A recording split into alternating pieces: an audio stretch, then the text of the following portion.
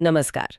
कभी कभी ऐसा हुआ है आपके साथ कि कोई चीज आप बहुत शिद्दत से सोच रहे हो और वो एकदम से सामने घटित हो गई हो? हाँ, बिल्कुल। चाहे वो कुछ अच्छा पाने की जिद हो या फिर कोई डर कि कहीं ये ना हो जाए, और फिर वही हो जाता है। हाँ, ये अनुभव तो लगभग हर किसी को होता है कभी ना कभी। जैसे मन में ठान लिया ये तो मुझे चाहिए ही, और फिर लगता है कि रास्ते अपने आप बन रहे हैं। या फिर वो डर कि अरे ये काम बिगड़ेगा और छोटी छोटी चीजें वैसी होने लगती हैं। बिल्कुल। कई बार हम इससे बस किस्मत कह देते हैं या संयोग। हाँ, टाल देते हैं, लेकिन जब ये बार बार होता है ना, तो सवाल उठता है क्या हमारे विचारों में, हमारे अंदर के विश्वासों में सच में कोई ऐसी शक्ति है जो बाहर की दुनिया पर असर डालती है। हाँ, और आज हम इसी दिलचस्प और गहरे विषय पर बात करने वाले हैं। हाँ। हमारे पास जो जानकारी है वो मुख्य रूप से डॉक्टर जोसेफ मर्फी के काम पर आधारित है। Doctor Murphy. हाँ, सुना है मैंने। सबकॉन्शियस माइंड पर काफी काम है उनका। हाँ बिल्कुल, उन्होंने अपनी पूरी जिंदगी लगा दी ये समझने और समझाने में कि हमारा अवचेतन मन यानी सबकॉन्शियस माइंड कैसे काम करता है और उसकी ताकत क्या है। तो आज मतलब हम ये समझने की कोशिश करेंगे डॉक्टर मर्फी और जो भी संबंधित स्रोत हैं उनके नजरिए से। हाँ। कि हमारे अंदर के विचार, हमारी फीलिंग्स जो हम मानते हैं गहराई से, वो सब मिलकर हमारी बाहरी दुनिया, हमारी रियलिटी को कैसे बनाते हैं, कैसे शेप देते हैं। क्या वाकई हमारी जिंदगी की गाड़ी का स्टीयरिंग व्हील हमारे हाथ में है? ये सवाल है। बड़ा सवाल है। डॉक्टर मर्फी के काम का जो सेंट्रल आइडिया है वो मन के 2 लेवल्स का है। दुस्तर। हाँ, पहला है चेतन मन, कॉन्शियस माइंड। ये जो हमारा जागा हुआ मन है, जो सोचता है, तर्क करता है। हाँ, लॉजिक लगाता है, एनालाइज करता है, चुनता है, सीखता है। इसी से हम अपनी रोजमर्रा की जिंदगी चलाते हैं, है ना? बिल्कुल। और दूसरा? दूसरा और शायद ज्यादा पावरफुल हिस्सा है अवचेतन मन, सबकॉन्शियस माइंड। अच्छा। ये मन का वो गहरा लेवल है जो हमारी सांसें, दिल की धड़कन, शरीर की न जाने कितनी ऑटोमेटिक चीजों को कंट्रोल करता है। हाँ, जिन पर हमारा ध्यान भी नहीं जाता। लेकिन इसका काम सिर्फ ये फिजिकल चीजें चलाना नहीं है।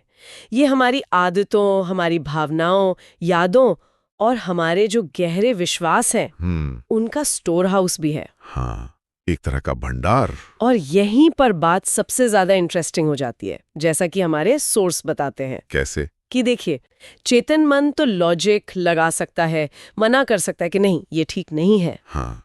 तर्क कर सकता है। पर अवचेतन मन वो सवाल नहीं पूछता, वो बहस नहीं करता। बिल्कुल, अवचेतन मन एक उपजाऊ जमीन की तरह है। Fertile ground. उपजाऊ जमीन, हाँ। आप उसमें जो भी बीज डालेंगे, अच्छा हो बुरा हो, वो उसे बिना किसी सवाल के, बिना किसी बहस के स्वीकार कर लेगा। अच्छा। और उसे उगाना शुरू कर देगा। और ये बीज क्या है? हमारे विचार, हमारे विश्वास, हमारी फीलिंग्स। खासकर वो जो बार बार दोहराए जाते हैं। हाँ, या फिर बहुत गहरी भावना, इंटेंस इमोशन के साथ महसूस किए जाते हैं। अवचेतन मन अच्छे बुरे, पॉजिटिव नेगेटिव में फर्क नहीं करता। वो बस जो हुक्म मिला उसका पालन करता है।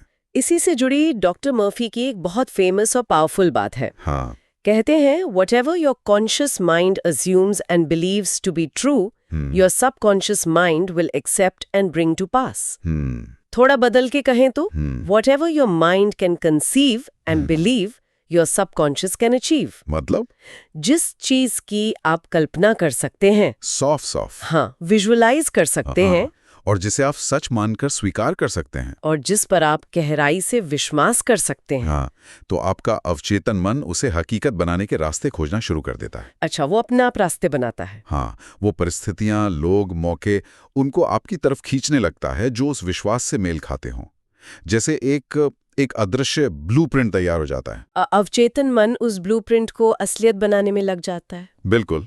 तो क्या इसका मतलब ये है कि हम अपने सबकॉन्शियस माइंड को जानबूझकर कॉन्शियसली प्रोग्राम कर सकते हैं? हाँ, मर्फी के काम के अनुसार तो बिल्कुल। क्योंकि हम देखते हैं ना, कुछ लोग होते हैं जो हमेशा सही टाइम पर सही जगह होते हैं। हाँ। लगता है उनके काम बड़े आराम से बन जाते हैं। और कुछ लोग बेचारे लगातार स्ट्रगल करते दिखते हैं। तो क्या इसमें उनकी माइंड प्रोग्रामिंग का कोई रोल है? मर्फी तो यही कहते हैं, हमारी जो आज की प्रोग्रामिंग है वो हमारे बचपन के अनुभव, समाज की बातें, हमारी पढ़ाई, मीडिया और सबसे ज्यादा हमारे अपने विचार और विश्वास जो हम बार बार दोहराते हैं। अच्छा। उन सब का नतीजा होती है। कुछ लोगों की प्रोग्रामिंग जाने अनजाने में सफलता, अच्छी सेहत, खुशी की तरफ होती है। और कुछ की अनजाने में ही कमी, बीमारी, निराशा की तरफ। ये जो फीलिंग होती है ना, मेरे साथ ही ऐसा क्यों होता है? हाँ, बहुत कॉमन है ये अक्सर एक नेगेटिव प्रोग्रामिंग का सिग्नल होती है जो फिर वैसी ही सिचुएशन को और खींचती है। सोर्स इस बात पर बहुत जोर देते हैं कि विचार सचमुच बीज की तरह है, सीड्स। बिल्कुल। अगर हम लगातार डर, शक कि मैं काफी नहीं हूं, चिंता, इसके बीज बोते रहेंगे तो जिंदगी में फसल भी इन्हीं की उगेगी। हम अनजाने में अपनी एनर्जी इन्हीं नेगेटिव चीजों को सींचने में लगा देते हैं। और इसका उल्टा भी उतना ही सच है। अगर हम जानबूझकर, कॉन्शियसली विश्वास, सफलता, सेहत, प्यार, प्रचुरता इनके बीज बोना चुने तो सोर्स कहते हैं कि नतीजे हैरान करने वाले हो सकते हैं, जिन्हें हम कभी-कभी चमत्कार या मिरेकल कह देते हैं। हाँ। वो अक्सर हमारे गहरे पॉजिटिव विश्वासों का ही नतीजा होते हैं, जिन्हें अवचेतन मन ने सच कर दिखाया। मर्फी इसे कोई बाहरी शक्ति नहीं मानते थे। नहीं, वो इसे हमारी अपनी अंदरूनी शक्ति मानते थे, ईश्वर की दी हुई शक्ति का प्रकाश। वो कहते थे ये कोई जादू टोना नहीं है, ये मन के नियमों का विज्ञान है, साइंस ऑफ माइंड। ये समझना जरूरी है। अच्छा, एक और बात, ये जो अवचेतन मन है ये कभी आराम नहीं करता। नहीं, कभी नहीं। सोच बताते हैं कि जब हम सो रहे होते हैं, हमारा कॉन्शियस माइंड तो एक तरह से बंद होता है। हाँ, लगभग ऑफ। तब भी अवचेतन मन पूरी तरह एक्टिव रहता है, बॉडी के सारे फंक्शन चलाता रहता है। हाँ, और ये एक बहुत ही इम्पोर्टेंट पॉइंट है जिस पर मर्फी ने बहुत जोर दिया है। क्यों, क्या खास है इसमें? देखिए, जब हम नींद में होते हैं तो हमारा चेतन मन का जो पहरेदार है, गेट कीपर, जो लॉजिक लगाता है, चीजों को रोकता है, हाँ। वो आराम कर रहा होता है। इस समय अवचेतन मन सुझावों के लिए, सजेशंस के लिए सबसे ज्यादा खुला और ग्रहणशील होता है, रिसेप्टिव। ओह अच्छा। मतलब उस वक्त जो सोचें वो सीधा अंदर जाता है। हाँ। इसीलिए सोने से ठीक पहले हम अपने मन में क्या डाल रहे हैं, इसका असर बहुत गहरा होता है। तो अगर हम सोने से पहले जानबूझकर सोचें कि हमारे गोल्स पूरे हो गए हैं, या पॉजिटिव बातें दोहराएं, एफर्मेशंस, या शुक्रगुजार हों अच्छी चीजों के लिए, हाँ, तो ये विचार बिना किसी रुकावट के सीधे अवचेतन मन में चले जाते हैं। बिल्कुल सही।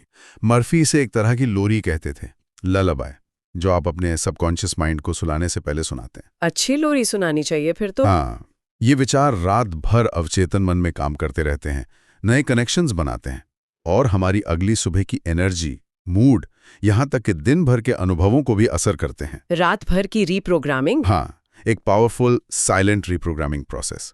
मर्फी का सुझाव था कि सोने से पहले अपने किसी गोल के पूरे होने की फीलिंग को महसूस करते हुए सोएं, जैसे वो सच हो चुका है। आपने फीलिंग की बात की, भावना की, और इसी से जुड़ा एक और पावरफुल टूल है जिसका जिक्र सोर्स में बार बार आता है, विजुअलाइजेशन, मानसिक चित्रण। हाँ, विजुअलाइजेशन।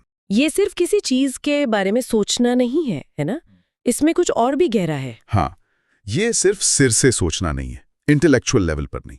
इफेक्टिव विजुअलाइजेशन का मतलब है अपने मनचाहे रिजल्ट को मन की आंखों से पूरी क्लैरिटी, डिटेल और सबसे जरूरी उससे जुड़ी हुई पॉजिटिव फीलिंग्स के साथ एक्सपीरियंस करना। सिर्फ पिक्चर देखना नहीं, बल्कि पिक्चर के अंदर जीना। बिल्कुल, उसे महसूस करना, सुनना, यहां तक कि अगर हो सके तो सूंघना या चखना भी, जैसे कि वो गोल अभी इसी पल सच हो चुका है। ये काम कैसे करता है? मतलब ये सिर्फ अच्छा सोचने से अलग कैसे है? क्योंकि कई बार लोग कहते हैं हम सोचते तो अच्छा है, पर होता कुछ नहीं। ये सिर्फ अच्छा सोचने से कहीं ज्यादा फोकस्ड और इमोशनल प्रोसेस है। फोकस्ड और इमोशनल? हाँ, जब हम किसी गोल को बार बार विजुअलाइज करते हैं और उसके साथ गहरी पॉजिटिव भावनाएं जोड़ते हैं, जैसे सफलता की खुशी, शांति का एहसास, सेहत का आनंद, प्यार का अनुभव, तो हम अवचेतन मन को एक बहुत क्लियर और पावरफुल मैसेज भेज रहे होते हैं।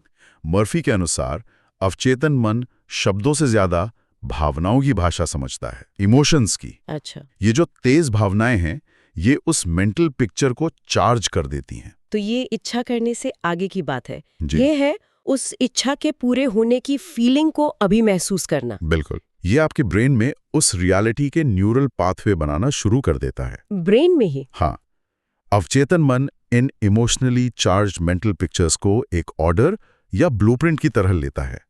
फिर वो हमारी एनर्जी, हमारी इंट्यूशन, यहाँ तक कि बाहरी परिस्थितियों को भी ऐसे मोड़ना शुरू कर देता है कि हम उस मनचाही रियलिटी की तरफ बढ़ सकें। कैसे? मतलब क्या होता है? वो हमें सही टाइम पर सही आइडिया देता है, सही लोगों से मिलवाता है, या उन मौकों को नोटिस करवाता है जिन्हें हम शायद पहले देखते ही नहीं, और ये हमारे विश्वास को भी पक्का करता है क्योंकि हम मन में उसे बार बार जी रहे होते हैं। लेकिन यहाँ एक बहुत बड़ी रुकावट आती है, हम सबके सामने आती है, डर, शक। हाँ, क्या ये सच में मेरे लिए मुमकिन है? अगर मैं फेल हो गई तो लोग क्या सोचेंगे? ये नेगेटिव विचार और फीलिंग्स, ये इस पॉजिटिव प्रोग्रामिंग की कोशिशों पर क्या असर डालती हैं? डर इस प्रोसेस का सबसे बड़ा दुश्मन है। दुश्मन? हाँ, सोर्स डर की तुलना एक मानसिक जहर या वायरस से करते हैं जो धीरे धीरे हमारे विश्वास की जड़ों को खोखला कर देता है।